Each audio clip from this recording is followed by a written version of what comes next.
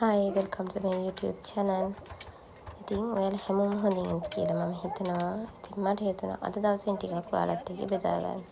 ඉතින් අදත් ගොඩාක් බිසි දවසක්. මොකද අදත් වැඩ ගොඩාක් තියෙනවා. තනියෙන් වැඩ කරන හැම කෙනෙක්ම දන්නවා ඇති කොච්චර කරත් ඉවර කරගන්න බැරි වැඩ තියෙනවා කියලා. මටත් ඒ වගේ නිමක් නැහැ. කෙලවරක් පේන්නේ නැහැ. මට ඒ තරම් වැඩ තියෙනවා. ඉතින් මේ උදේම බබාගේ කෑම එක හදන්න ඕනේ. මොකද එයාට කවල තමයි අනිත් වැඩ පටන් ගන්න ඕනේ. ඉතින් හරි පුංචි ටිපිගෙන දැන් ලොකු වෙලා ඔය පේනවනේ. දැන් එයාට ගොඩක් දේවල් තේරෙනවා.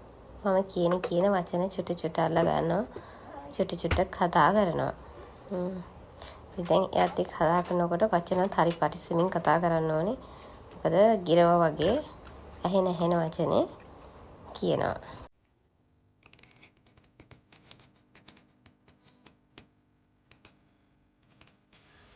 කෑම හදපු ගමන් මේ ටික සෝදලා තියෙනවා නම් මට ලේසියි. මොකද ඒව එකතු වුණාට පස්සේ මට තව වැඩ පරක්කු වෙනවා. ඒ නිසා මම හැම වෙලාවෙම බලන්නේ ඒ වැඩේ ඒ වෙලාවෙම ඉවර කරන්න. මොකද එයාට කවන්න ගියාමත් කොහොමත් පැයක් විතර යනවා.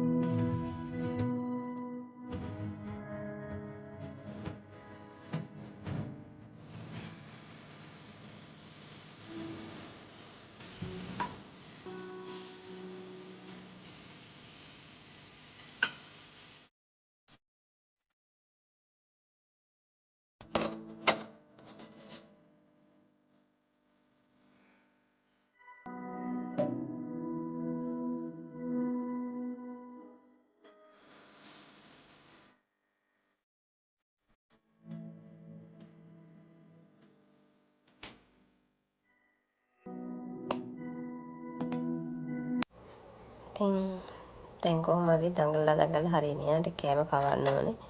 දැන් කවලා ඉවර වෙලා එයාව නාවන්න ඕනේ. මොකද ඊට පස්සේ තමයි ඉතුරු වැඩ ටික කරන්න තියෙන්නේ. පේනවනේ මට උදව් කරන්න ඇවිල්ලා. හැමදාම මේ වගේ රෙදි සෝදන් ආපුවාම එයා තමයි මට රෙදි අරන් දෙන්නේ. මොකද ඒකෙන් භාගයක්ම විසි කරනවා. ඉතින් ඒක කරන්න මම අපව කොහොමද පස්සෙන් යන්න ඕනේ. හිතර එයා හැම වෙලාවෙම තනියෙන් හැදෙන හින්දා තනියම ඉන්න හින්දා මම ඉතින් එයාට ඒවත් එක්ක සෙල්ලම් කරන්න දෙනවා. මොකද බිම හොඳට සෝදලා තියෙන්නේ.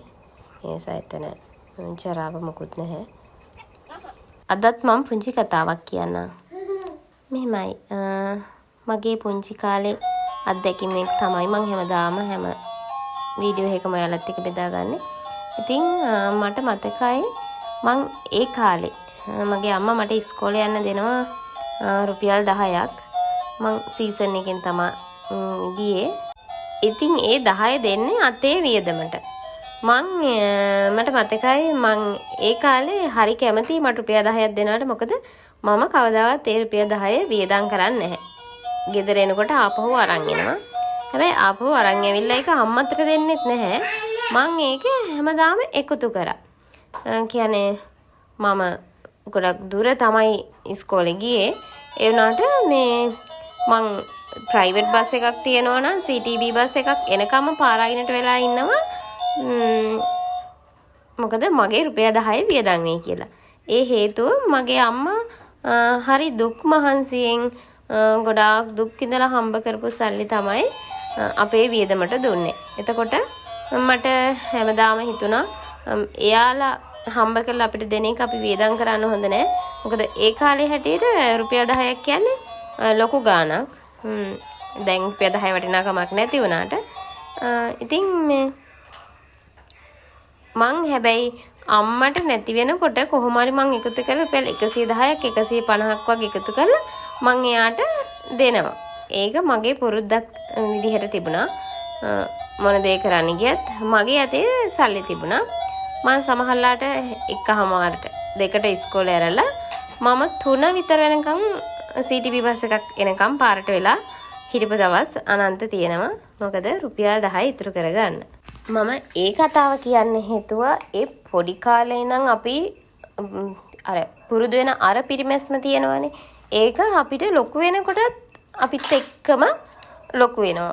කියන්නේ එතකොට අපි පොඩි කාලේ දේවල් පුරුදු වුණාට පස්සේ ලොකු වෙනකොට අපිට කියන්නේ අලුත් පවුලක් ගොඩනගා ගත්තාම එතකොට අපේ ජීවිතේ සමහර ඉලක්කවලට යන්න සමහර අපිට අවශ්‍ය දේවල් ගන්න ඒ යනකොට අර එදා අපි පුරුදු වෙච්ච දේ මේ කාල වෙනකොට ගොඩාක් වටිනවා.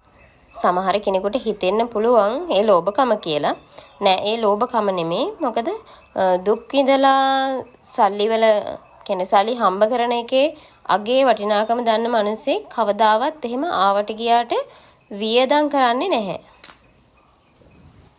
මොන දේ ගන්න ගියත් මේක ඇත්තටම අත්‍යවශ්‍යයිද කියලා හොයලා බලලා තමයි මේ හැමදේම කරන්නේ. ඉතින් දැන් නම් මම මේ එයාගේ බර කිරන්න යන ගමන් මොකද අද තමයි බර කිරන දවස. දුරට නෙමෙයි යන්න තියෙන්නේ මේ ළඟට. ඉතින් මං ගිහිල්ලා ඉක්මනට ආවා. එයාට ට්‍රිපෝෂ් එකක් හදලා දීලා. දැන් ඉතින් මගේ ඉතුරු වැඩ ටික කර ගන්න ඕනේ. ඉතින් මං අපව කතාව කියන්නම්කෝ. ඉතින් එදා ඒ පුරුදු වෙච්ච අර පිරිමැස්ම මගේ ජීවිතේ මං සමහර ටාගට් වලට යද්දී මං සමහර දේවල් පහු කරද්දී සමහර කාලවලදී මට මාර විදිහට වටින දෙයක් වුණා. මං ඒ පුරුදු වෙච්ච දේ මට මතකයි මං ජොබ් එක කරපු අලුතේ මට ඉස්සරම පඩිය තිබ්බේ 6332යි. එතකොට account වලට නෙමෙයි දැම්මේ ලියුම් කවරයකට දාලා තමයි දුන්නේ. දෙකේ කාසියත් එක්කම හරියටම පඩිය හම්බුණා. ඉතින් ඒ පඩියෙන් මං 2332ක් මගේ වීදමට අරගෙන ඒකෙත් ඉස්සරෝම 4000 මම චේන් එකකට බැන්දා. ඒ කාලේ ඔය අපිට තියෙන විදිහට මේ සල්ලි බඳින්න පුළුවන් 1000 හරි 2000 හරි ඕනි කාලයක් සල්ලි බඳින්න පුළුවන්. එහෙම ප්‍රශ්නයක් නැහැ. ඉතින් මං එහෙම තමයි ඉස්සෙල්ලම මගේ කියලා මම රත්තරන් බඩුවක් ඉස්සරම මගේ සල්ලි වලින් හදාගත්තේ. අන්න ඒ විදිහට. ඔය කියන කාලෙත් එක්ක මහා ලොකු කාලයක් නෙමෙයි. ඒ වුණාට අවුරුදු 20ක් විතරනේ. ඒ නිසා දැන් කියන්නේ මේ මාසේ තියෙන වියදම නෙමෙයිනේ ලබන මාසෙට තියෙන්නේ. දැන් කලින් එහෙම නැහනේ. ඒක අවුරුද්දක් විතර අවුරුදු 2-3ක් එහෙම කන්ටිනියු එහෙම ආවා. දැන් එහෙම නැහනේ. දවසින් දවස හැමදේම වැඩි වෙනවනේ. එතකොට අපිත් ඒ දේවල් වලට අනේ මන් දන්නේ ඔටෝමැටිකලි හුරු වෙනවා. ඒත් ඉතින් අපි අර පිරිමැස්ම පුරුදු වුණාට පස්සේ අපිට ඕන දෙයකට මුහුණ දෙන්න එහෙම ශක්තිය තියෙනවා. දකින හැම දෙයකම වියදම් කරන්න නැතුව අත්‍යවශ්‍ය දේට විතරක් වියදම් කළා. තමන්ට අවශ්‍ය දේ අරගෙන මම හොඳට කාලා බීලා. මොකද දන්නේ නැහැනේ ජීවිතේ කොයි වෙලාවෙද කියලා. අපිට හැම දෙයකම දවස් තිබුණාට අපි මේ ලෝකේ යන දවස කවදද කියලා එහෙම දවසක් අපි දන්නේ නැහැනේ. 4ට විතර ඇති. දැන් තමයි දවල්ට කන්නේ. බබාට කවලා ඉවරයි. දැන් ලෑස්ති ටවුන් එකට යන්න බඩු වගේක් ගේන්න තියෙනවා. ඒ ටිකත් අරගෙන ඇවිල්ලා තමයි ඉතුරු වැඩ ටික කරන්න තියෙන්නේ. මොකද රැයට කෑම හදන්න තියෙනවා. බබාගේ කෑම එක හදන්න තියෙනවා. අද මං කිව්වනේ අද ගොඩක් බිසි දවසක් කියලා.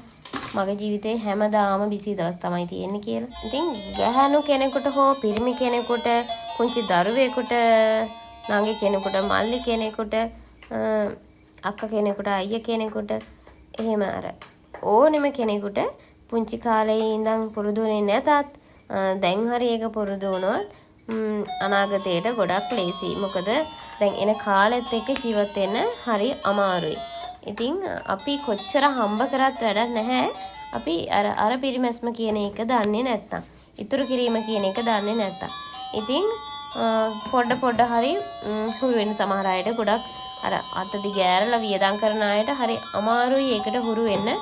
ඒ වුණාට අමාරුවෙන් හරි ඒකට හුරු වෙන්න වෙනවා. මොකද ජීවිත කාලෙම හැමෝටම ජොබ් කරන්නත් බෑනේ.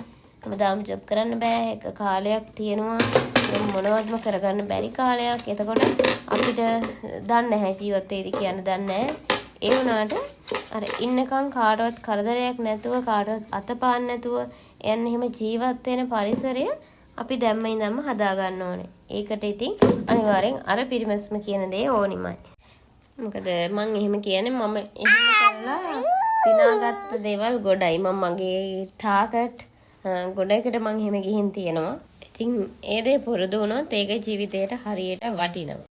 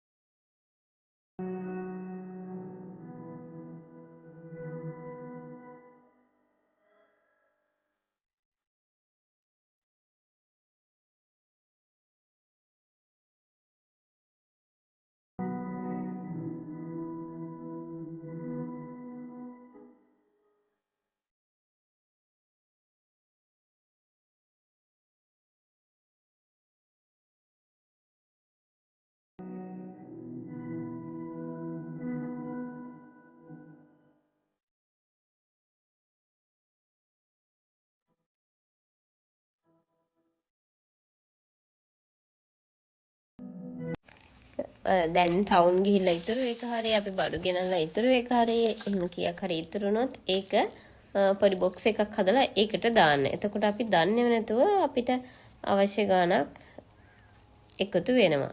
දැන් නම් ඉතිරි කිරීම එක එක ක්‍රම තියෙනවා. ඔය කැට ගන්න තියෙනවා, ඔන්ලයින් ඕඩර් කරන්න තියෙනවා, එක පොත්වල ලියලා එකතු කරන ඒවා තියෙනවා. එක විදිහට. ඉතින් Tamanට කැමති මෙතඩ් එකක් තෝරගෙන ඒ පිළිවෙලට Tamanට ලේසි විදිහකට එකතු කරන්න. ඉතින් දැන් තමයි ඔන්න ආවේ දැන් 6:40යි වෙලාව. මොකද දැන් ඉතින් මේ ටික අත් කරලා ඉවර වෙලා කෑම හදන්න තියෙනවා. ඉක්මනට ඒ වැටි ඉවර කරගන්න ඕනේ. ඔක්කොම තියලා බබාට කවලා ඉන්න ඕනේ. මොකද අද රෑ වුණා.